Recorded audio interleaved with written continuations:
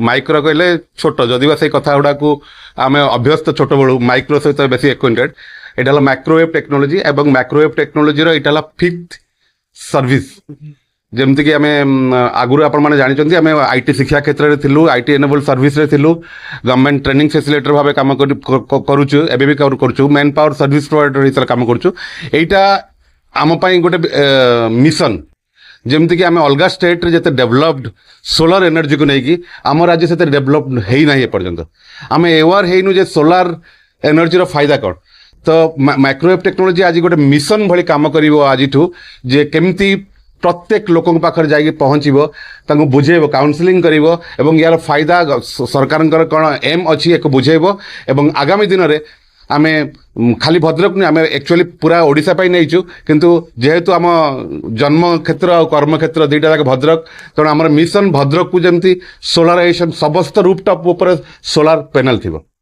Subsidy kilowatt अनुसार अच्छी तथापि आपको हायर सब्सिडीटा कहीदे 3 किलोवाट रे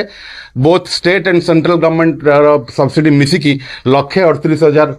आपण पाइबे एवं विभिन्न कंपनी सोलार पैनल बा इक्विपमेंट्स यूज होची सेटा भेरी करिवो आपन प्राइस एटा आपन मान को डिटेल्स रे मु आउ केतेबेले आपन मान को सहित कथा हेबी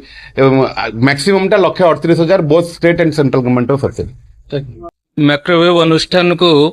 अनेक अनेक शुभेच्छा और साधुवाद जनाऊँगी जे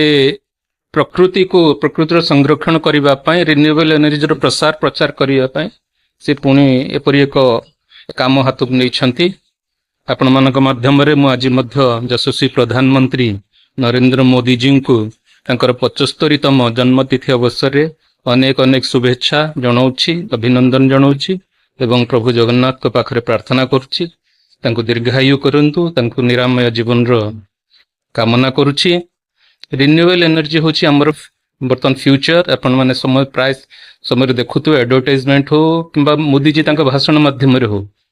रिन्यूएबल एनर्जी को बहुत गुरुत्व दउछन्ते आमे हमर जति की फॉसिल फ्यूल्स रो आवश्यकता अछि तार 80 रु 85% बोधे आमे आमदानी करन्ते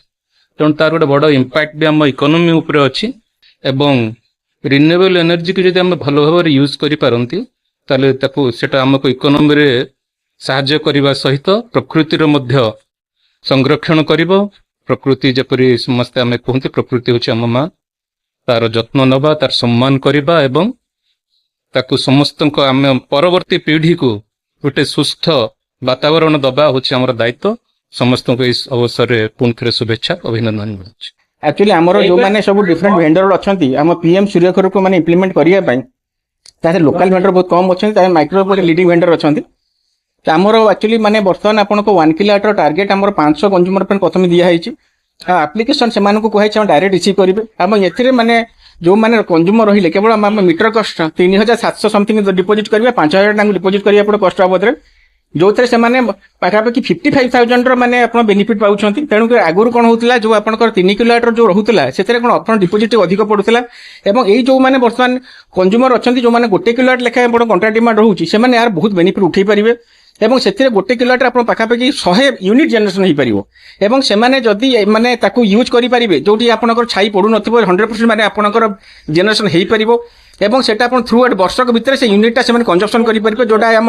ऑनग्रिड डाटा सिंक्रोनाइज रही आपड़ जहाँ यूनिट हम से एडजस्ट लास्ट हम तेणु आपड़ किसी असुविधा नहीं आम भी आज आपंकर जो विश्वकर्मा पूजा चली आम पावर हाउस आम गोटे भी स्टल लगेचु तेणु जो मैंने इंटरेस्टेड हे से डायरेक्ट भी फॉर्म रिसीव करके आज एनरोल करेंगे।